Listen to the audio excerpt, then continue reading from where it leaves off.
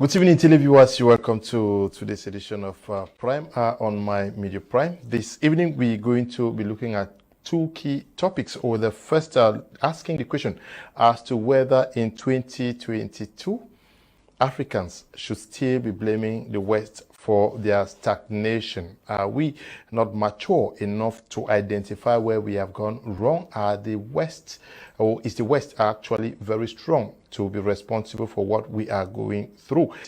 On our second topic this evening, we are going to be looking at what is happening to our brothers and sisters in the Middle East. We have heard stories coming out from Qatar, the United Arab Emirates, and other countries like Kuwait.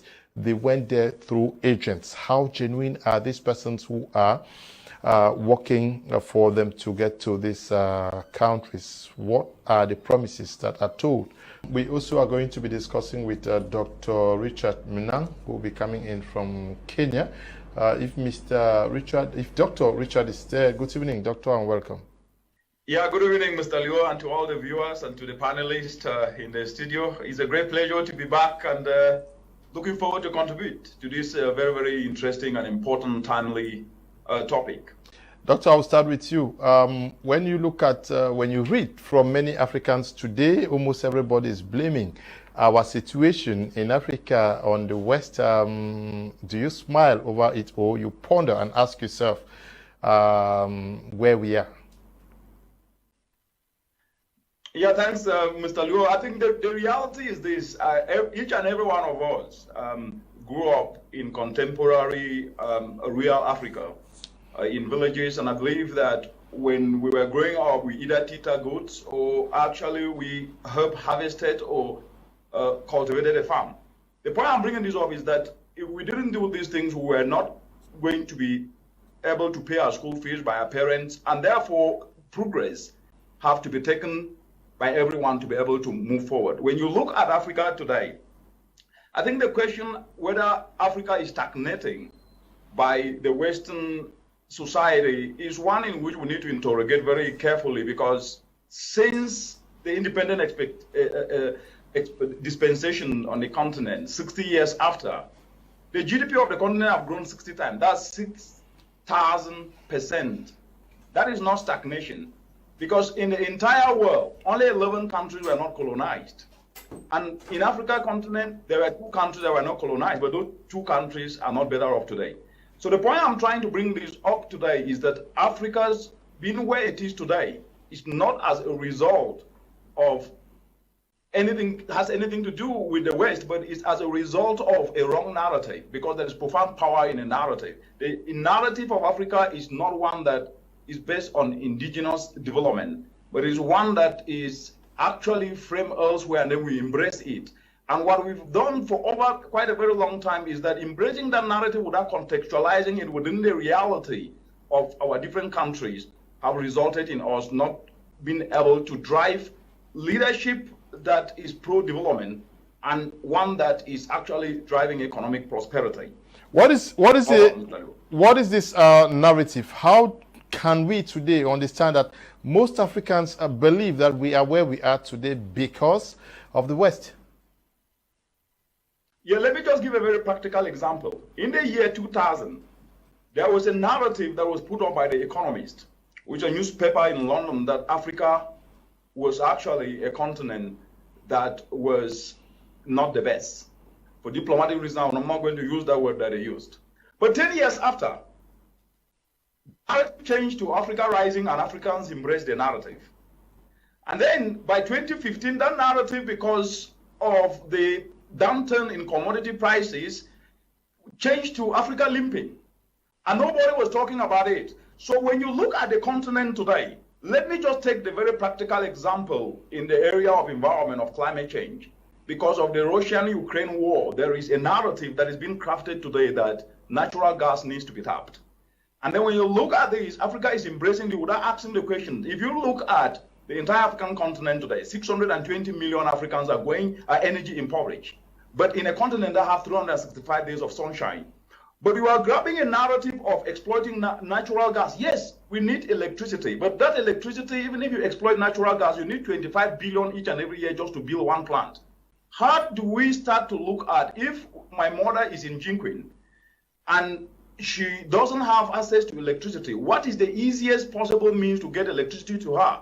It is through simply using solar renewable energy, because it is easier to get to the community and to the villages rather than talking of grid electricity. Another example is the food crisis. We are in a continent that has 65% of uncultivated arable land.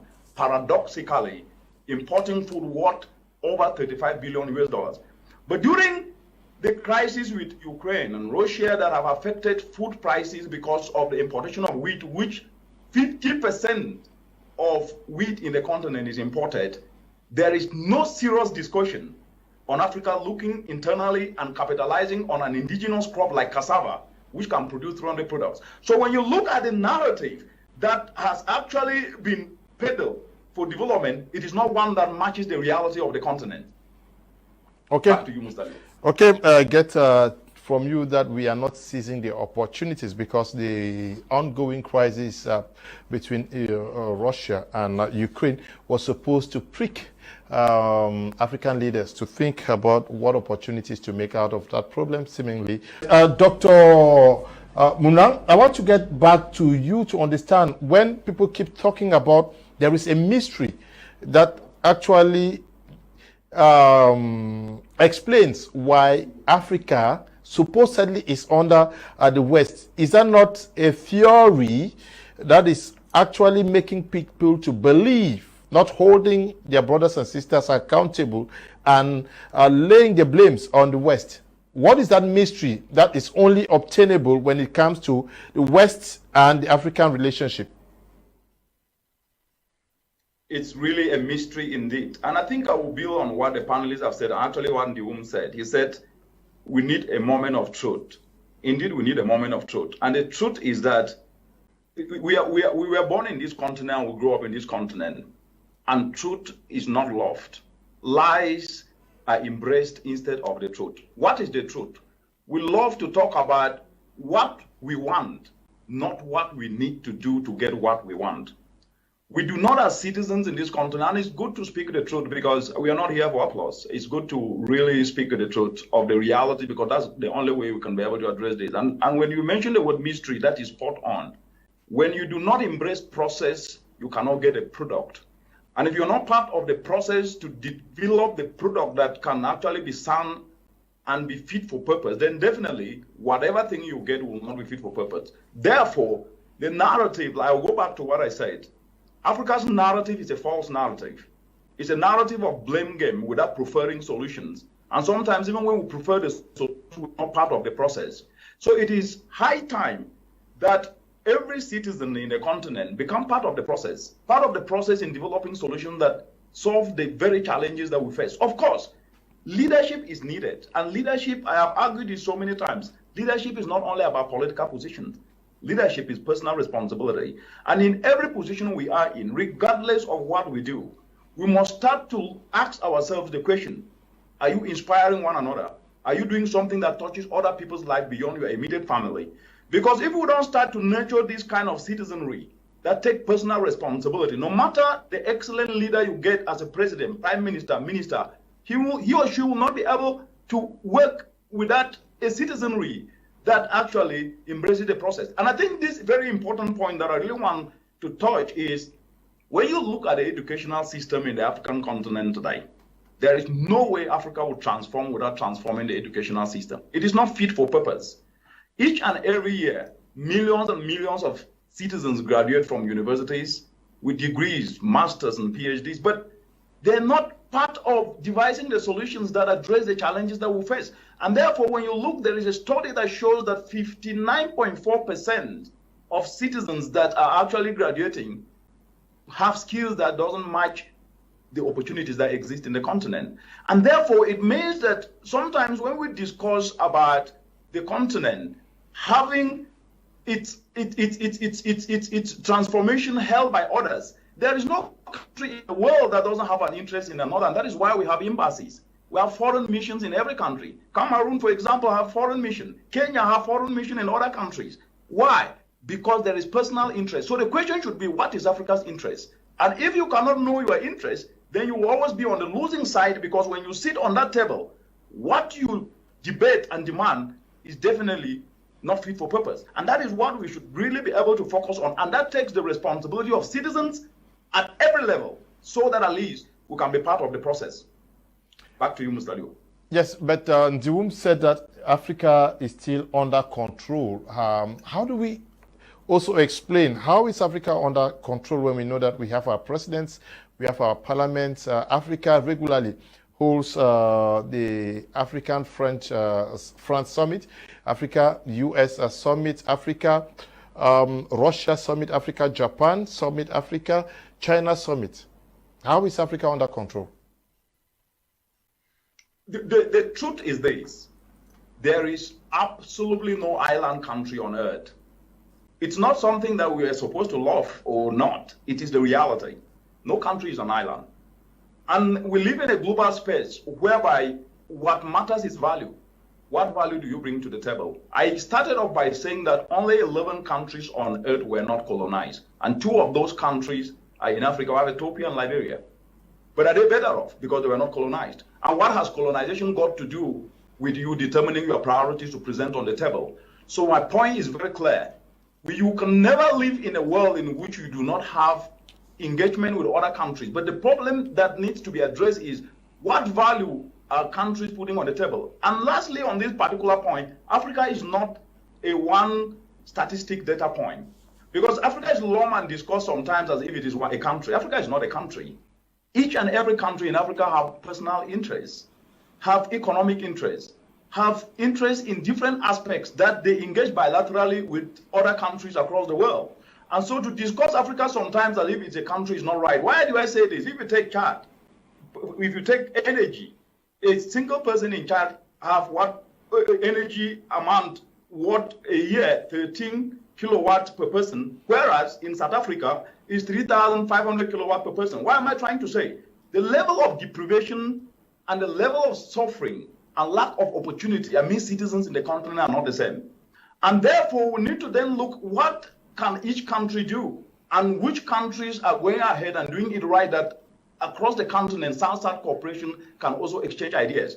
So despite the fact that, of course, Africa negotiates as a continent, but there is also a threat, it means we need to start nurturing our citizenry to be responsible, to have the requisite skill, to start developing products that can be able to find a market within and without. Unless we start to look at it from that perspective, we might miss the point as we move forward. Back to you, Mr. Liu. Thank you. Richard, why are Africans not asking why we don't have a common African market and are blaming the West? What is difficult to create a common African market where we can freely sell our goods and services? Africans don't trust themselves, and they produce what they don't consume and consume what they don't produce. Okay. I mean, these are the realities, because the reality is that you cannot have a population of 1.4 billion citizens, and at the same time, you only trade 20%. Intra-trade across the continent is just 20%, especially when it comes to food. A food market that is worth 150 billion each and every year, only 20% of intra-trade happens in the continent. What does that mean? It means that we have potential, but that potential is not tapped by Africans. Then external partners tap that potential. And it only boils down to one word: trust. When you don't trust yourselves, either within the same country or across the entire continent, then you lose opportunities. And this is an attitude issue that needs to be debunked at every means and actually spoken without any fear of contradiction. Because we cannot pretend that we are brothers and sisters keepers when in reality, where we are supposed to be brothers and sisters keepers in the sojourn of socio-economic transformational development, where we support not only one another, but at the same time partake in actions that help contribute to better each and everyone's life. But that's not the case. We will sit full our arms and blame them. Whereas when we look internally, we have the Africa Continental Free Trade Area, where 54 African countries have ratified. And actually, inter-trade have not even started. We will hear about a country talking about exports to the West rather than export across other African countries. And this attitude has continuously perpetuated and is actually engulfing young people today. And as a result of that, we are missing out on opportunity to seize internally and then continuously ramping up and reverberating the attitudes of complaining and blame game that the West. The West is not the only problem that affects Africa. Africans also are the problem. And we need to do three things. The first thing, which I think Lucas and Emmanuel said very excellently, is when you look at the educational system in the continent today, it needs a total revamping. It needs a revolution. It needs to be stopped, to be revised thoroughly, so that at least we start to focus on any subject should be tailored towards an issue on food security, on construction, on infrastructure. If you cannot be able to take a course on entrepreneurship, you should not be able to graduate from any university in the country, in the continent. The second aspect is the biggest transformational development army that we have. I'm not talking army here, military, I'm talking army of development. But they have the best opportunity today. Social media 24/7.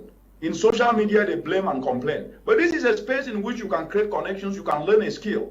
And one of the biggest things that COVID-19 taught us was that if you do not diversify your skills, you do not diversify opportunities, then you will be able to be short of in anything you are doing, because diversification is the biggest security of a system. And the best way to diversify is to learn a trade. For example, the Cameroon government, 2 months ago, actually lifted taxes on renewable energy. What does that mean? It means the citizens need to look at, if I was to engage in renewable energy, whether it is in cool fridges or in solar dryers, what do I need to do? Because you are not going to pay taxes. But we'll fool our arms seat and will not even try to tap a little. I am not here in those positions, but I am here to speak truth on what that we keep ignoring, is that if you take Africa, 50% of the gross domestic product is contributed by the informal sector, our mothers, our brothers and sisters in communities. But when you take Cameroon, Cameroon is the only country, I've said this on this show so many times, it's the only country in the entire African continent that have the informal sector constitute the middle class, which contribute above 50% of the GDP. So we need to start looking at how do we make sure that they have credit through some things and cooperatives. And this is what we need to start looking at. And lastly, Mr. Leo, responsibility cannot only be a word. Each and every citizen must become responsible, because personal responsibility is leadership. And leadership cannot happen when we expect it only from others. Tomorrow, when you are given that position, you will end up being like the other person. So let's assume that we do not have what I call transformational leaders, but the leaders are citizens. Back to you, Mr. Leo. Okay. Thank you, Doctor, for that brilliant intervention there. Doctor, before I come back to you guys, please. Doctor, I want you to say a word on our relationship with the East. We blame the West for our stagnation.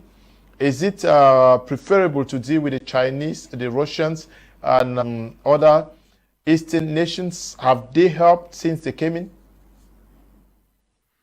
The reality is that if you do not put your house in order, nobody will put it in order for you. The world is about interests. As I said, if you do not have your own interests, then definitely your interest will be taken away by others. It's not West South. It's about what can a country and a continent offers. And therefore, when you have an offer, then you go to the negotiating table from a position of strength.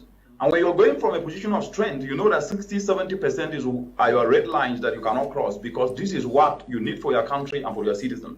But when you do not have that ability, let me just give a very practical example today. Africa is a continent that should be able to feed the entire world. Not only Africa, it should be able to feed the entire world beyond Africa. But what do? Instead of turning the uncultivated arable land, adding value to what is produced, Africa is spending money importing food while we lose food each and every year above $48 billion because of value addition. If we are to add value is not rocket science, it's very simple.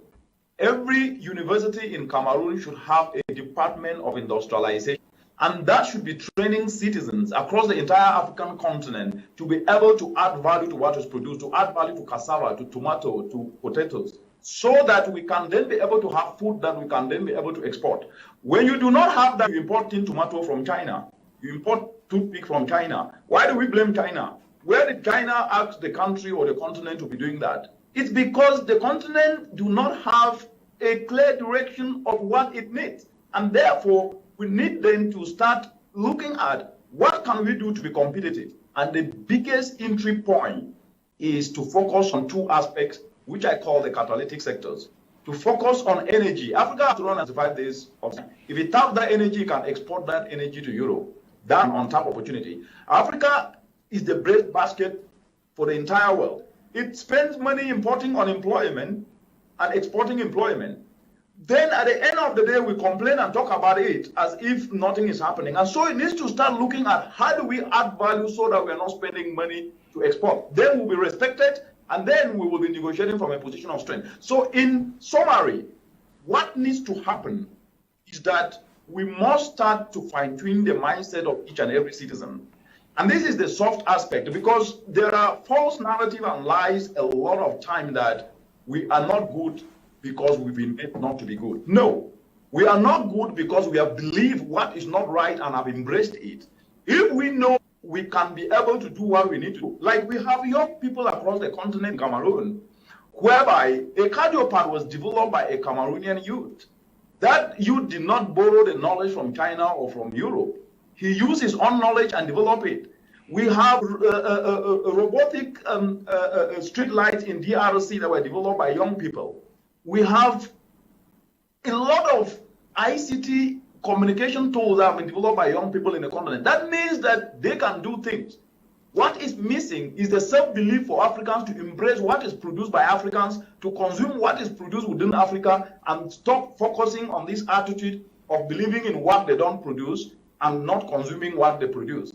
That is the attitude, and you'll be respected, and at the same time also have something to bargain when you get to the negotiating table. If not, remember, interest is what rules the world. And if you do not have your own interest perfected, then you will always be on the losing side. Back to you, Mr. Leo. Okay, you be on the losing side. We blame the West for our problems, Africa, but somebody just wrote that it is a shame that Africa is engaging single individual nations as a continent instead of engaging them as countries like Nigeria, China, Nigeria, UK. I'll end this topic with you, Doctor from Kenya. Doctor, now let's look at loans gotten from the West. We need the West when we are in problems. We want the EU Parliament to say a word. We want the US Congress to say a word. We want the US Senate to say a word, and then we jubilate. We even engage in many activities, hoping to catch Western attention. And then when we find ourselves in problems in Africa, also financial-wise, we are quick to run to the IMF and other institutions and governments for money. Are we poor? Can we not solve our problems ourselves first? And do we not have enough resources to be able to create banks that can finance our projects in Africa?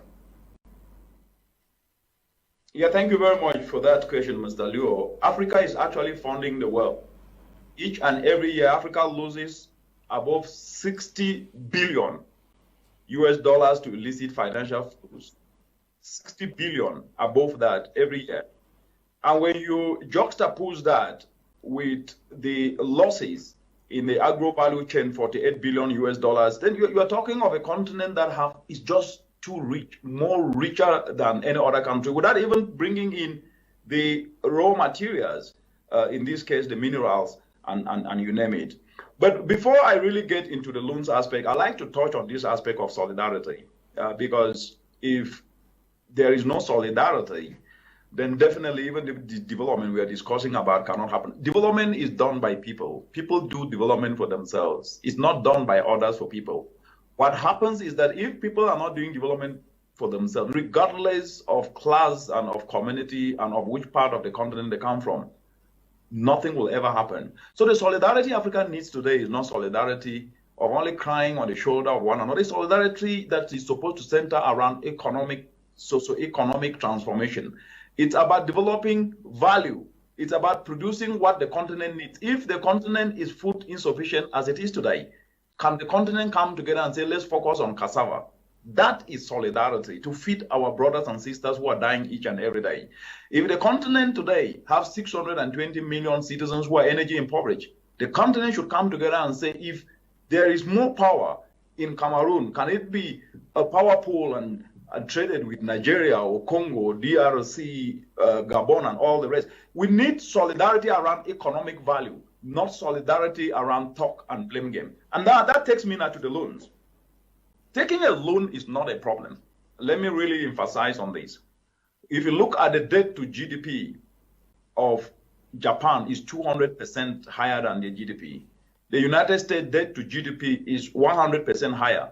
In Africa, most African countries have their debt to GDP at 50%. Why am I putting this in perspective? I'm putting this in perspective for two reasons. One, taking a loan is not a crime. What is a crime is when that loan is not invested in an area that can benefit and transform communities within the country or the continent. And that is where the continent have been getting it wrong.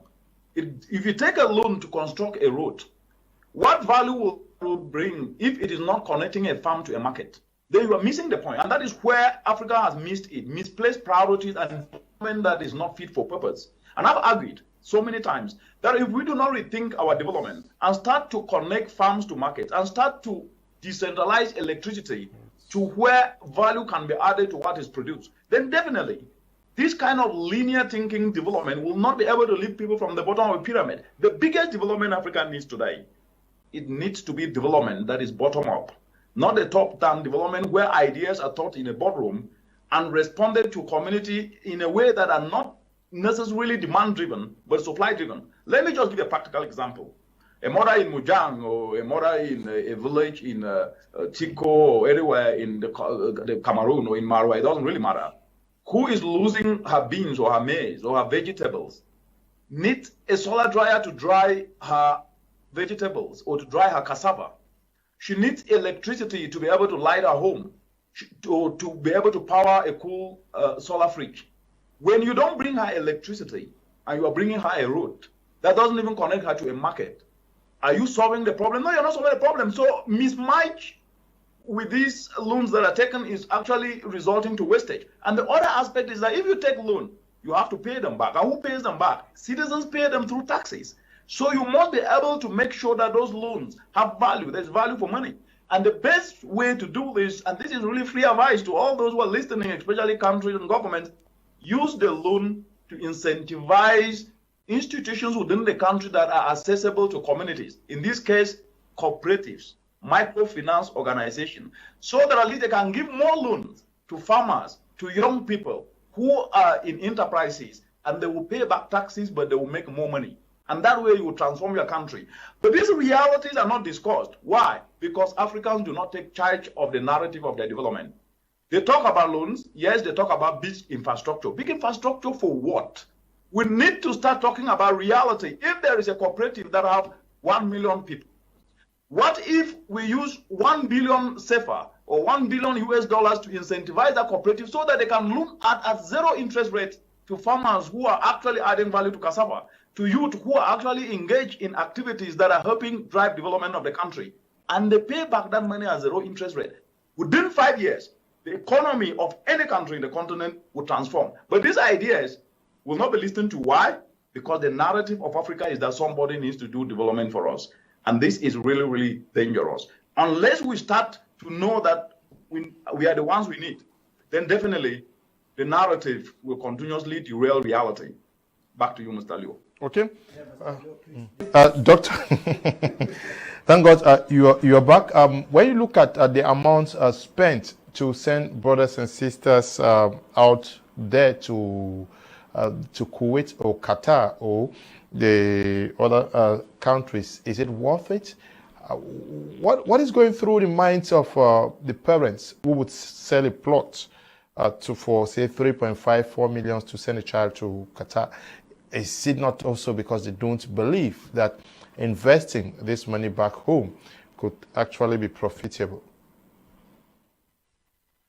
I think this is a very important discussion, Mr. Luo, because it is reality that is happening. And the truth is that it goes back to the narrative aspect that I mentioned. There is a false narrative that has been built over time that grass is greener beyond our shores.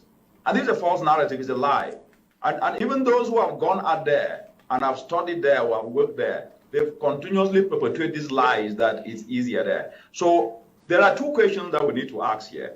Are these young people leaving because they are going to look for opportunities? Yes, they've been told so. And the other question is that, does what they go to get out there, is it something that cannot be produced locally? No. What they're told that they are going to get out there is something that can be produced locally. And the most unfortunate thing is that these are people who go with unskilled levels to be involved as laborers, babysitters, and in construction work. So have we reached this stage as a continent to be exporting unskilled labor? It's a shame. Africa is in the 21st century, we should not be exporting unskilled labor. It's a crime. And as Lucas have said, and the woman have said, I mean, these are things that are taken lightly. And the reason why they happen is because of a false narrative. And so people think that it's easier and life is easy out there. And so they'll go out there and make billions. And then the agents tap into their frustration and tap into these lies and then try to make people to believe. And why I'm focusing a little bit here is because the mindset of believing that we can get what we want without doing our homework, without understanding that if you cannot succeed in a tough terrain like Africa in some countries, you are not definitely going to succeed out there. But we are not told this reality. So the point that needs to be focused on here is we cannot be in a continent where people are living with to go and focus on skill level. We need then an urgency for skills retooling.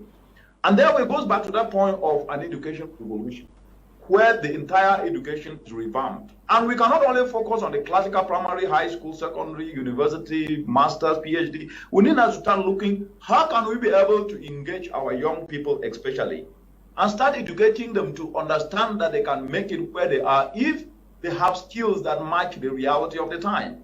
We are talking about simple solutions that can be marketable. We have mothers in Cameroon, for example.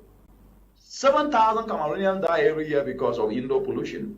They depend on charcoal. But if you provide an alternative that is not charcoal, that is cheaper, a simple briquette that can be made out of waste, and you don't need to go to school to learn this. If they go on YouTube and watch these simple approaches of making briquettes, they can do it. We have a lot of YouTube now that they will put. Another example, I was in Yaoundé a month ago, and we have helped the community just through guidance, and they're turning waste into biogas that is benefiting over 500 people.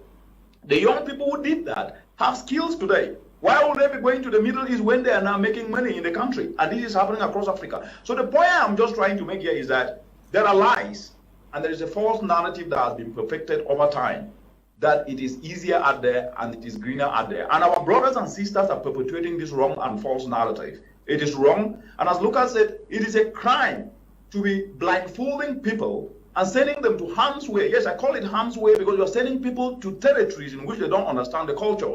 They don't understand the principles. They're lied to, and then money is collected from them. That's a crime, and this should actually stop. Then the last aspect is, because lies and false narrative have been perpetuated, most of the people now believe that they cannot be able to survive wherever they are within the continent. And therefore, they are now, like Albert Einstein said, if you judge a fish by its ability to climb a tree, it will live all its life believing that it can never be able to climb a tree. But that is what we are giving our young people, the impression that to be successful means you need to have a lot of money. No, to be successful means you are useful. You can be able to develop your craft and be excellent in it. You will attract value. You will attract money because you have value to offer. And I think so this change of narrative and these discussions in every circles is what we actually need to start doing at the moment. If not, we'll continuously see this kind of preying on innocent people and tapping money and frustrating and lying to our young people that is easier out there. When they go and get into trouble, the very people will not be able to help them. So it's time to look internally, build our skills, and seize opportunities and turn challenges to opportunities within where we are. Thank you. Yes, but you are an expert. I know you crisscross our nations, and certainly should have some contacts with persons working in the Middle East. How lucrative are jobs over there? I think when I started off, I said most of the reason people go out there, they go out with on skill level. Construction work, I mean, I am not in any way trying to downplay that construction. I am trying to say if you can be going out there, I'm not in any way trying to say that this is not important. I'm saying they are not going out there to offer value, that they have actually learned a trade and that they are going to be able to actually offer value in such a way that if they were to do it back home, then they will not be able to do it. That is not the case here. What we see across the world is that the real stories are not told. What I've seen with my 2 eyes, I have also been privileged to live abroad and study abroad. The reality is that the truth are not told. Our brothers and sisters tell lies back to our brothers and sisters home. And they make it as if life is easy and that it is so easy to survive and succeed and that money falls on trees when you are there. It's not true. You are going there to compete with people, with citizens from the very country. This is what we are not told. You have to bring value, and that value cannot just be to go and babysit. But as you babysit, what are you doing? You cannot be going on a 3-month visa that you are going to make it out there because you were told that it is like that. People in the Middle East are also migrating to other places. They are not always stuck in the Middle East, and if it was heaven, why are they moving to other places? And they're moving there to bring value. So the point I am making is that there is a false narrative that needs to be debunked all the time, and I'm happy that we are doing it here. And we're not doing it for applause, to speak truth, so that at least people can start to know that they're being lied to and they're being manipulated, and at the end of the day, they're going to be the losers. And so if anybody who's listening, don't fall into that trap, because it's a false narrative and it's a lie. Okay. We are going to be ending this program with you, Dr. Richard. Very briefly, tell us what you're doing in Kenya and how you got there. And you have been out of the country for some time now. Can you clarify those curious viewers to understand why you're in Kenya? Yeah, thank you very much, Mr. Luo. And first of all, let me thank Lucas for, first of all, throwing light to clarify exactly that nobody is saying people should not travel. But we are saying when you are travel, you should travel for a reason. And that reason should not only be what you have been promised. I love Cameroon. When I finished ENS in 2003, and I won a scholarship to study in England for a master's degree in environmental science. And later on, I got a PhD. I studied for a PhD, and I finished, and I work in Dublin University in Northern Ireland. And then I finished the research, and I got a United Nations job, and I was posted to Kenya. So what brought me here was value. So what we are saying is that if you are going somewhere, it should be something that takes you there. But let me just put this in perspective. What COVID showed was that you can work from anywhere in the world if you have a skill. I am here connected and I'm speaking on this show, but this show is not hosted in Kenya yet, but I'm contributing value.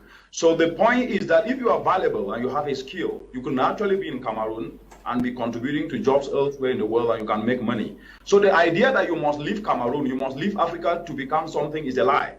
Actually, that narrative is what we are trying to push back. And I think, Mr. Luo, let me just end on this particular point. You see, there is a narrative which seems to be sinking very deeply and is more palatable to the young people, that when you are out of the country, you are better off. It's not true. If you're out of the country for a reason, for a job, for a job that you have been posted to go and do something, that's different from being promised heaven when in reality you are going to hell.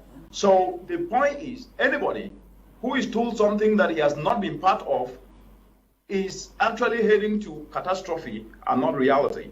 So let's perfect our skills wherever we are and become better there, and we will see opportunities coming to us, and you can either leave the country or stay in the country and still be able to succeed in whatever thing you do. Thank you very much. Thank you very much, Doctor, for participating this evening. Thank you for having me. It was a great pleasure. Thank you to all of you who took time off to watch this edition of the program. Stay blessed. Bye-bye.